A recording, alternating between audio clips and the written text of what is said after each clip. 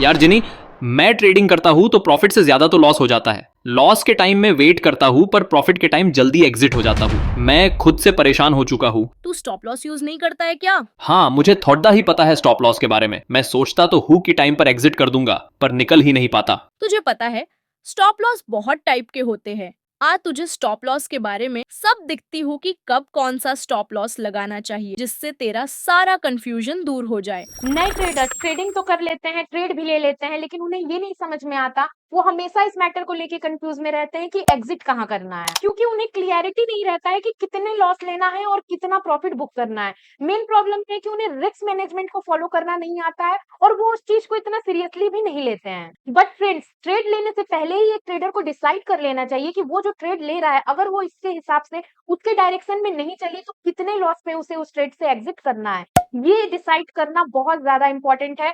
ये जो क्लियरिटी है ये बिल्कुल होनी चाहिए कि आपको कितने लॉस लेके ट्रेड से एग्जिट करना है। और बस यही है स्टॉप लॉस। जितने के लॉस पे आप डिसाइड कर ले कि आपको ट्रेड एग्जिट कर देनी है, वही होता है स्टॉप लॉस। नाम से ही पता चल रहा है, जहां आपका लॉस स्टॉप हो जाए वही है स्टॉप लॉस। ट्रेड लेने के बाद जो सबसे पहला काम होता है वो प्रॉफिट बुक करने के लिए ऑर्डर लगाना नहीं, बल्कि स्टॉप लॉस का ऑर्डर लगाना उसका पहला काम होना चाहिए, ताकि उसका जो माइंड है वो रिलैक्स रहे और उसे पता हो कि इससे ज्यादा लॉस तो हो ही नहीं सकता है। और कैपिटल बचा रहे, ये बहुत ज्यादा जरूरी होता है अगर आप एक प्रॉफिटेबल ट्रेडर बनना चाहते हैं। और कैपिटल नहीं रहेगा तो फिर भाई प्रॉफिटेबल ट्रेडर आप कैसे बनेंगे? तो कैपिटल बचाने के लिए स्टॉप लॉस जो है बहुत बड़ा रोल प्ले करता है। लेकिन ज्यादातर नए ट्रेडर्स स्टॉप लॉस नहीं लगाते हैं, क्योंकि उन्हें लगता है कि स्टॉप लॉस में लगाऊंगा तो मार्केट वहां पे आएगी, मेरा एसएल हिट करेगी और फिर उसी डायरेक्शन में चली जाएगी, तो मेरा खामखा लॉस हो जाएगा। इस ये सोच के वो एसएल लगाते ही नहीं है। आपने कई ट्रेडर्स को सुना होगा कहते हुए कि वो स्टॉप लॉस का यूज नहीं करते हैं, स्टॉप लॉस में बिलीव नहीं करते हैं, लेकिन जिसने लॉस खाया है स्टॉप लॉस ना लगाने की वजह से, उन्हें पता है कि स्टॉप लॉस कितना जरूरी है। मैं उसमें से एक हूँ। मैंने बहुत बड़े-बड़े लॉसेस किए हैं केवल इसलिए क्योंकि मुझे भी स्टार्टिंग के दिनों में स्टॉप लॉस लगाने से बहुत डर लगता था। मुझे लगता था कि अरे हिट हो जाएगा, फिर वहीं मार्केट चला जाएगा, जो कि कई बार ऐसा होता भी है। लेकिन जो उम्मीद की जो होप ट्रेडिंग हम लोग करते हैं ना, जितना लॉस आपको 10 बार आपका ऐसे हिट होने पर होता है ना, वो होप ट्रेडिंग की वजह से एक बार में उससे ज्यादा का लॉस आपको उठाना पड़ता है। तो ये गलती मत कीजिएगा। मैंने अपने बहुत सारे पैसे गंवाए हैं स्टॉप लॉस ना लगाने की वजह से।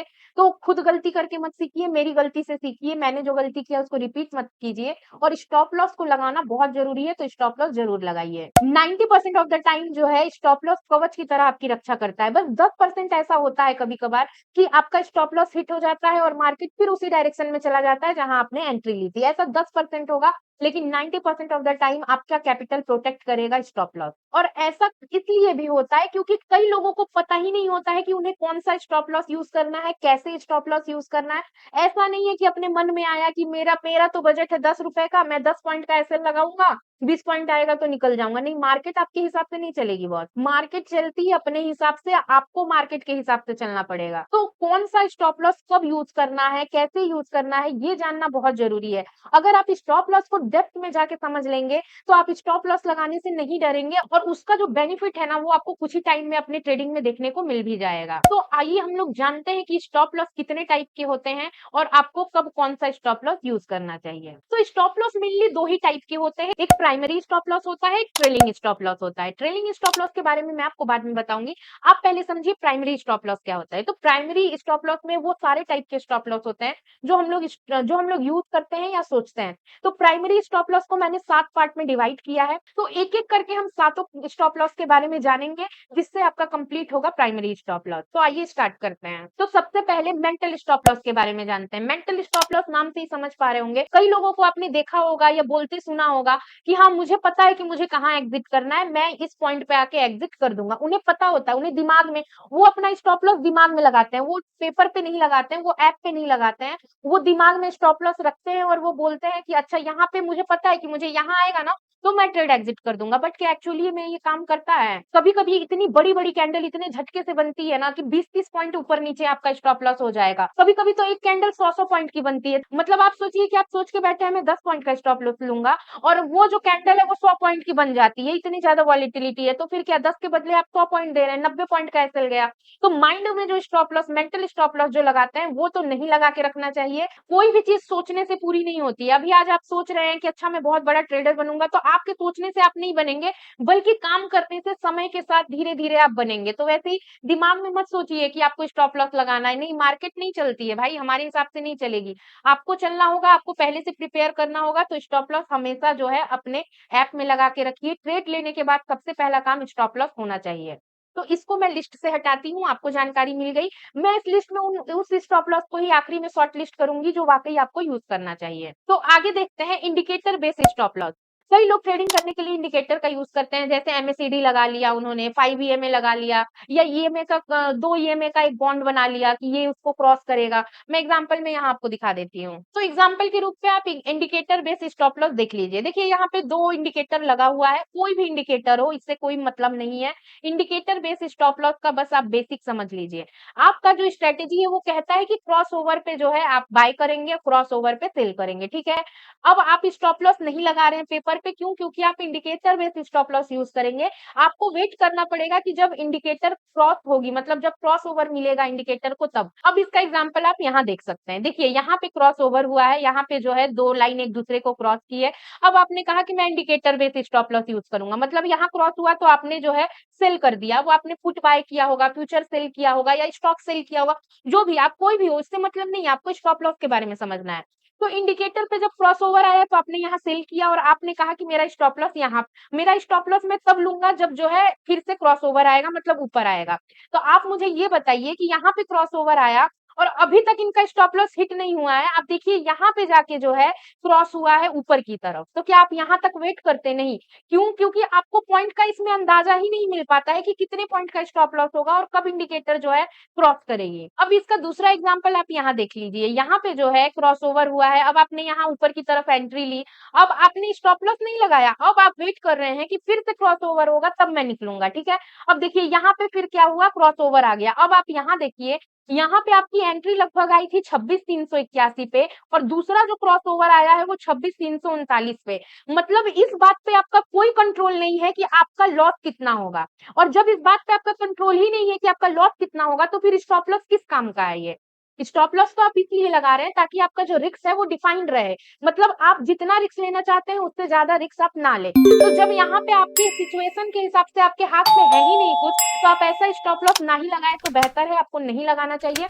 इंडिकेटर बेस्ड स्टॉप लॉस आपको नहीं लगाना चाहिए। आप फिर से देखिए, यहाँ पे फिर से आपको क्रॉस ओवर हुआ है और आप यहाँ पे नीचे की साइड में एंट्री ले लिए हैं और आपने स्टॉप लॉस नहीं लगाया है। आप वेट कर रहे हैं कि फिर से क्रॉस ओवर होगा तो मैं स्टॉप लॉस लगाऊंगा, और आप देखिए कि पूरे दिन क्रॉस ओवर हुआ ही नहीं है, तो फिर क्या करेंगे? आप नेक्स्ट डे को लेके जाएंगे। नेक्स्ट डे देखिए 200 पॉइंट का गैप डाउन हुआ है तो क्या करेंगे? 200 पॉइंट का स्टॉप लॉस लेंगे, 200 पॉइंट का लॉस लेंगे? नहीं, ये बहुत गलत चीज है। आपको इस स्टॉप लॉस को बिल्कुल यूज नहीं करना चाहिए। नहीं, आपको ऐसा स्टॉप लॉस यूज नहीं करना चाहिए जिसमें आपका बिल्कुल भी कंट्रोल नहीं है कि कब क्रॉस ओवर होगा कि आप एग्जिट करेंगे। आप देखते रह जाएंगे, मार्केट की कैंडल इतनी बड़ी बड़ी बन जाएगी, बहुत बड़ा लॉस होगा। तो इस स्टॉप लॉस को भी मैं लिस्ट से हटा रही हूँ, ये भी इनरेलीवेंट है मेरे हिसाब से। तीसरा स्टॉप लॉस होता है परसेंटेज वाइज स्टॉप लॉस। अब परसेंटेज वाइज स्टॉप लॉस क्या है? सिंपल सा एक लाइन में समझते हैं। जैसे कि आप 1,000 रुपए का जो है कैपिटल यूज कर रहे हैं, 1,000 के कैपिटल में आपका कहना है कि मैं 10% से ज्यादा का जो है लॉस मैं नहीं ले सकता हूँ।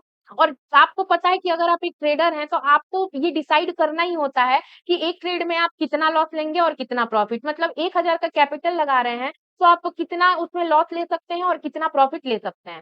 परसेंटेज वाइज स्टॉप लॉस की बात करें तो 1,000 की कैपिटल पे आप कह रहे हैं कि मैं तो 10% से ज्यादा का जो है लॉस मैं ले ही नहीं सकता हूँ, ठीक है? अब आप परसेंटेज वाइज स्टॉप लॉस लगा देते हैं, जो कि 1,000 रुपए का 100 रुपए आपका स्टॉप लॉस हो गया। अब फिर से वही बात आ जाती है घूम फिर के कि मार्केट आपके हिसाब से नहीं चलेगी। आपको नहीं पता है कि मार्केट कहाँ जाएगी, कैसे जाएगी। हो सकता है कि आपका कैपिटल का 10% वो मार्केट के एक रेंज में है, उसी रेंज में मार्केट घूम रही है, तो जाहिर सी बात है कि आपका ऐसे हिट हो जाएगा। तो इन सब चीजों से बचने के लिए आपको परसेंटेज वाइज स्टॉप लॉस का यूज नहीं करना चाहिए।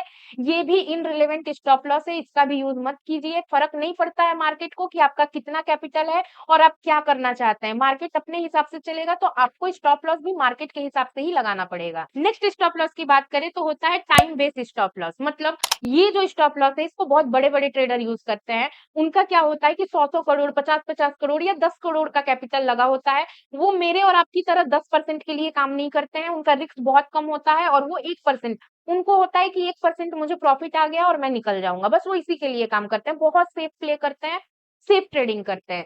तो वो जो होते हैं ना, वो टाइम वाइज स्टॉप लॉस लगाते हैं। और ये बड़े-बड़े, मैं ऑप्शन सेलिंग की बात नहीं कर रही हूँ, जो ऑप्शन सेलर्स होते हैं वो कभी भी टाइम वाइज स्टॉप लॉस का यूज़ नहीं करते हैं।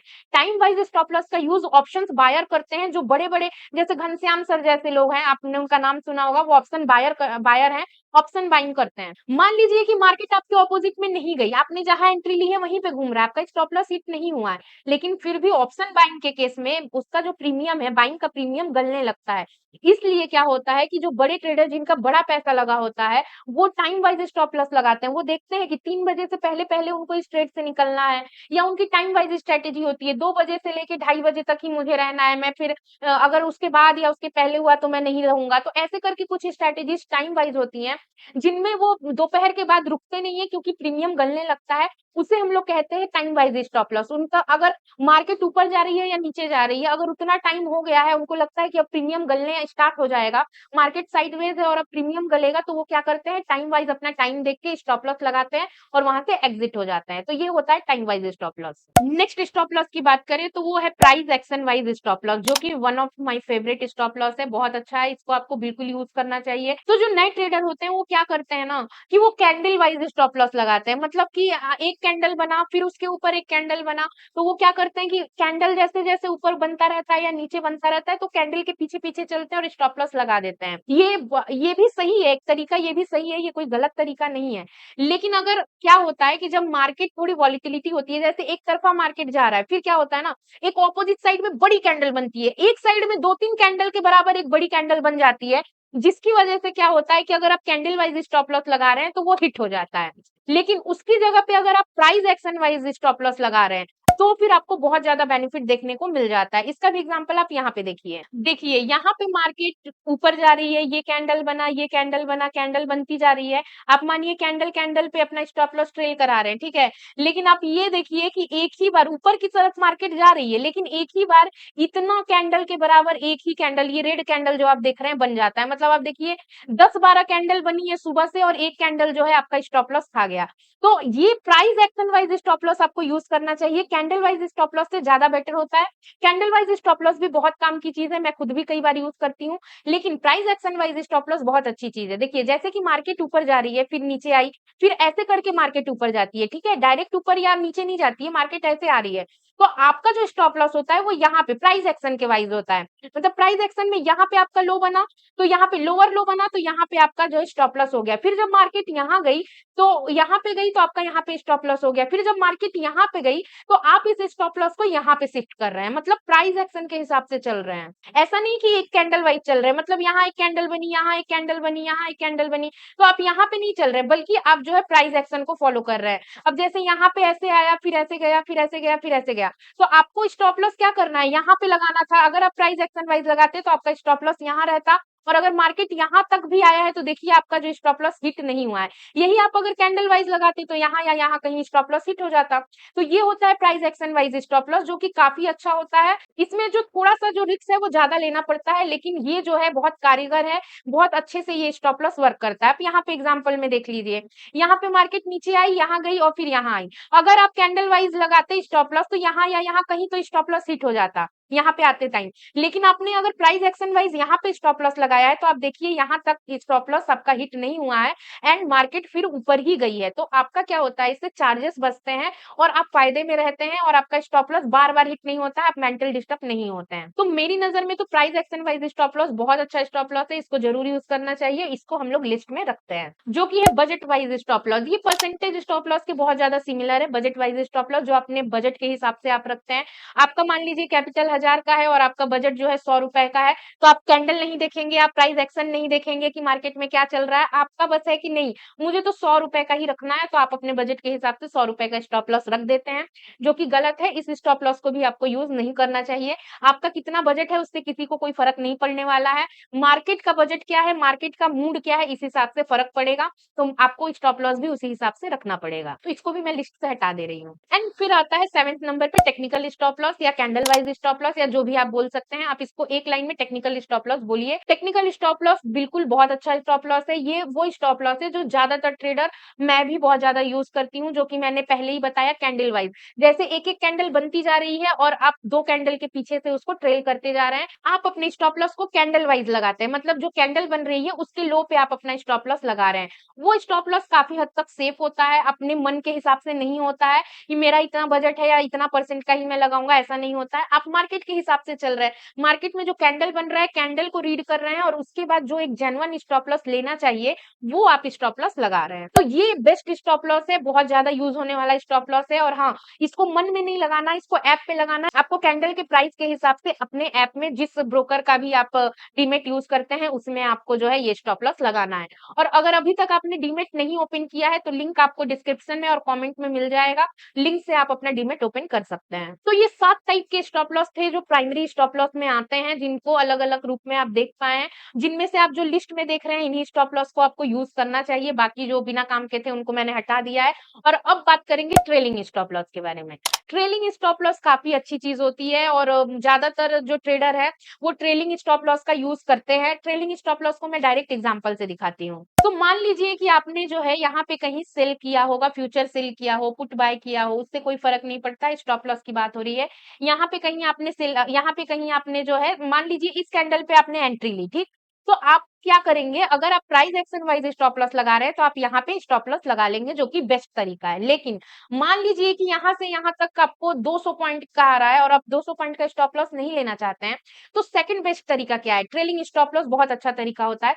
आप क्या करेंगे, हो सकता है आपने यहाँ पे एसएल लगा दिया, ठीक है, आपने यहाँ पे एसएल लगा दिया और आपकी एंट्री यहाँ पे है, यहाँ पे है। अब क्या हुई, मार्केट नीचे आई, आपके डायरेक्शन में आई, आपको प्रॉफिट हुआ और ये वाली कैंडल बनी। तो अब क्या करते हैं, आप स्टॉप लॉस को ट्रेल कराते हैं। ये जो स्टॉप लॉस था इसको आप पकड़ेंगे, इस स्टॉप लॉस को, और अब आप यहाँ पे इस कैंडल पे लेके आ जाएंगे, ठीक। अब मानिए ये वाली कैंडल बन गई, तो ये जो स्टॉप लॉस था इसको आप इस कैंडल पे लेके आ जाएंगे। अब ये वाली भी कैंडल बन गई तो आपका स्टॉप लॉस अब यहाँ पे आ गया, इस कैंडल पे आ गया। अब देखिए एंट्री आपकी यहाँ है और स्टॉप लॉस यहाँ है, मतलब अब मार्केट कहीं भी जाएगी आप प्रॉफिट में ही निकलेंगे। मतलब आप जो है अपने एसएल को मार्केट के चलने के हिसाब से पीछे पीछे पीछे पीछे, मार्केट के पीछे पीछे चलते हैं, मार्केट का पीछा करते हैं। अब मानिए ये वाली कैंडल बन गई तो अब आपका स्टॉप लॉस यहाँ पे आ गया, यहाँ पे कहीं आ गया। तो ऐसे करके, और फिर ये वाली जब कैंडल बनती है, जो ये वाली कैंडल है ग्रीन कैंडल, तब आप अपना स्टॉप लॉस यहाँ पे लेके आ जाते हैं। तब आप देखिए यहाँ पे आपने एंट्री की थी 25,442 पे और अब आप आ गए हैं 25,409 पे, मतलब आप प्रॉफिट में आ गए हैं। अब चाहे जो भी हो आपको प्रॉफिट ही होगा। फिर ये वाली फिर ग्रीन कैंडल बन गई तो आप क्या किए, अपना स्टॉप लॉस यहाँ पे लेके आ गए और अब यहाँ पे आपका स्टॉप लॉस हिट हो गया। तो स्टॉप लॉस हिट हो रहा है लेकिन आप प्रॉफिट में निकल रहे हैं, क्यों, क्योंकि आपने अपने स्टॉप लॉस को ट्रेल कराया, खींचा। ट्रेल का मतलब खींचना, घसीटना होता है। तो आपने अपने स्टॉप लॉस को घसीटा वहां तक जहां तक मार्केट जा रही थी, मार्केट के पीछे पीछे गए, ट्रेल कराया और आप at the end of the day profit में ही निकले। क्यों, क्योंकि आपने स्टॉप लॉस को ट्रेल कराया। भले ही आपका टारगेट ना आया हो, भले ही आपका टारगेट नहीं आया, आपने कई लोगों को सुना होगा बोलते या तो टारगेट या तो स्टॉप लॉस, यही बोलते हैं ना लोग। तो स्टॉप लॉस कैसा स्टॉप लॉस, ऐसा नहीं कि जहां से एंट्री की थी उसके 50 पॉइंट ऊपर, ऐसा स्टॉप लॉस नहीं। ट्रेल करा के जहां पे आपका या तो टारगेट हिट होगा या तो ट्रेलिंग स्टॉप लॉस हिट होगा, वो बात करते हैं ट्रेलिंग स्टॉप लॉस की। तो ये होता है ट्रेलिंग स्टॉप लॉस। और इसके साथ ही मैं फिर से अपनी बात रिपीट करूंगी कि कभी भी खुद को मार्केट से ऊपर समझने की गलती मत करिएगा। इसीलिए परसेंटेज वाइज, बजट वाइज ऐसे टाइप के स्टॉप लॉस को यूज मत करिएगा। आप पूरा टेक्निकल एनालिसिस कीजिए, देखिए कि आपके बजट में क्या है। आपको अपना बजट बनाना पड़ेगा। आपका बजट क्या है इससे फर्क नहीं पड़ता, आपको बजट मार्केट के हिसाब से बनाना पड़ेगा। अब उसमें आप चाहे आप candle wise stop loss use कर लीजिए या फिर प्राइस एक्शन वाइज यूज कर लीजिए। और ट्रेलिंग स्टॉप लॉस का तो टाइप ही अलग है, उसको तो मैंने बता ही दिया। तो ये गलती मत करिएगा, स्टॉप लॉस प्रॉपर फॉलो कीजिएगा। अब मुझे लगता है कि आप थोड़ा सा कंफ्यूजन आपका दूर हुआ होगा कि स्टॉप लॉस लगाने के बाद भी आप प्रॉफिट में रह सकते हैं और कैसे स्टॉप लॉस को मैनेज करना है, किस टाइप से लगाना है, ये आपको अब अच्छे से समझ में आ गया होगा। तो आई होप आपको ये वीडियो से हेल्प मिली होगी। अगर वीडियो अच्छी लगी हो तो लाइक शेयर सब्सक्राइब जरूर कीजिएगा। फिर मिलेंगे हम अगले इंफॉर्मेटिव वीडियो में, तब तक के लिए bye bye and take care.